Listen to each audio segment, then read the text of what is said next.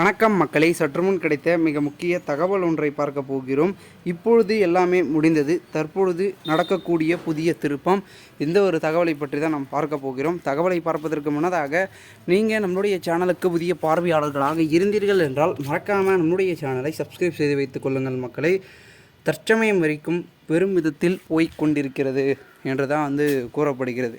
அப்படி என்ன பார்த்திங்கன்னா போய்கொண்டிருக்கிறது என்றால், பெரும் விதத்தில் நம்மளுடைய முக்கிய அங்கமாக இருக்கக்கூடிய திராவிட முன்னேற்ற கழகம், அனைத்து இந்திய அண்ணா திராவிட முன்னேற்ற கழகம் என்று இரு கட்சிகளும் பார்த்திங்கன்னா ஒரு பக்கம் மோதி கொண்டிருக்கும் சூழலில் தற்பொழுது யாருக்கு தான் பார்த்திங்கன்னா இந்த ஒரு தலைமை என்பது கிடைக்கப் போகிறது, வெற்றி தலைமை அப்படின்றத பார்க்கப்படுகிறது. ஏன்னா மக்களவை தேர்தல் என்பது ஒரு பக்கம் போய் கொண்டிருக்கிறது. இந்த ஒரு சூழலில் அடுத்த கட்டமாக கடும் விமர்சனங்களும் பார்த்திங்கன்னா தவிர்த்த ஓபிஎஸ் இபிஎஸ் இருந்து கொண்டிருக்கிறார்கள். ஒரு பக்கம் என்னென்னா, அதிமுக பொதுச் செயலாளர் இபிஎஸ் பதவி பார்த்திங்கன்னா வகித்த நிலையில் ஒருங்கிணைப்பாளராக தாம் பதவி வகித்ததை பார்த்திங்கன்னா சுட்டி காட்டி கொண்டு இருக்கக்கூடிய கட்சியின் ஓபிஎஸ் உரிமைக்கு பார்த்திங்கன்னா கோரிக்கொண்டிருக்கிறார் ஒரு பக்கம். இதில் பார்த்திங்கன்னா இது தொடர்பாக நீதிமன்றத்தில் வழக்கு நடந்த நிலையில், அதாவது ஒருவரையோ கடுமையாக விமர்சித்ததன் காரணமாக அதன் பேரில் பார்த்திங்கன்னா நம்மளுடைய முக்கிய அங்கமாக இருக்கக்கூடிய தேர்தல் பிரச்சாரத்திலும் பொழுது கூட இருதரப்பும் கடுமையான விமர்சனங்களை முன்வைக்கவில்லை. இதுதான் பார்த்திங்கன்னா அரசியல் ஆர்வலர்கள் பார்த்திங்கன்னா யோசிக்கக்கூடிய ஒரு விஷயமாக பார்க்கப்படுகிறது.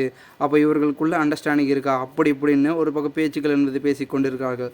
அப்பொழுது திடீர் திருப்பமாக நடைபெறுமான்னு கேட்டிங்கன்னா அதற்கு வாய்ப்பு குறைவுங்க. ஏன்னா என்னதான் பார்த்திங்கன்னா இப்போ இதுக்குள்ளே சிக்கலை உண்டு பண்ணலாம் கூட, அவருக்கு வேறு மாதிரி கொடுத்துருக்காங்களே. என்னென்னா 4-5 ஓபிஎஸை பார்த்திங்கன்னா களமிறப்பி அவருக்கு பார்த்திங்கன்னா அந்த பின்னடைவு ஏற்படுத்தும் வகையில் செஞ்சுருக்காங்க.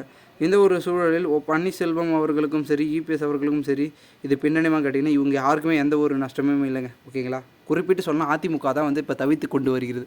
இபிஎஸ் கையிலும் மாட்டிக்கிட்டு இவங்க வெளியே போயிட்டு சிக்கி சின்ன பின்னமாக பெயர் கெட்டு போய் பின்னணிவும் அவப்பெயர்களும் தான் வந்துட்டுருக்கு. அதை எல்லாருமே ஒன்றா ஒன்றிணைந்து ஒன்றுபட்டு வாழ்ந்தாங்கன்னா, கரெக்டாக பார்த்திங்கன்னா செயல்படுத்தினாங்கன்னா எல்லாம் நல்லா போகும். ஓகேங்களா? ஒற்றுமையே பலம் என்பது சும்மாவாக சொல்லியிருக்காங்க பெரியோர்கள்.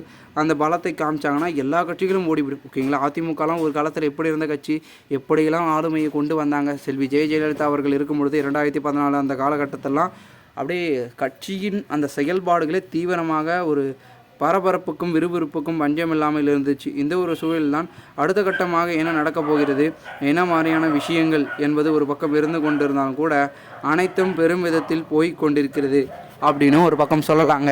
ஏன்னா பார்த்திங்கன்னா பலவிதமான விஷயங்கள் ஒரு பக்கம் இருந்து கொண்டிருந்தாலும் கூட தேர்தல் என்பது எல்லாராலையும் ஈர்க்கக்கூடிய ஒரு தகவலாகவும் பார்க்கப்படுகிறது.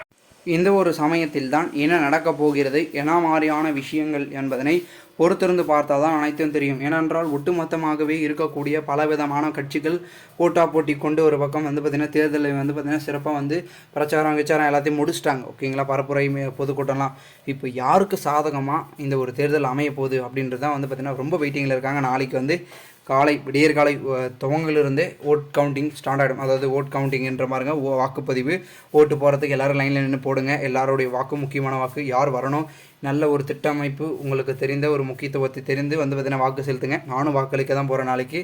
கண்டிப்பாக எல்லாருமே உங்களுடைய ஒரு கடமை என்னென்னா, நம்ம இந்த நாட்டில் பிறந்ததற்கு ஒரே கடமை வாக்களிக்கணும். அதுதான் ரொம்ப முக்கியம். அதை கண்டிப்பாக எல்லோரும் பண்ணுங்கள்.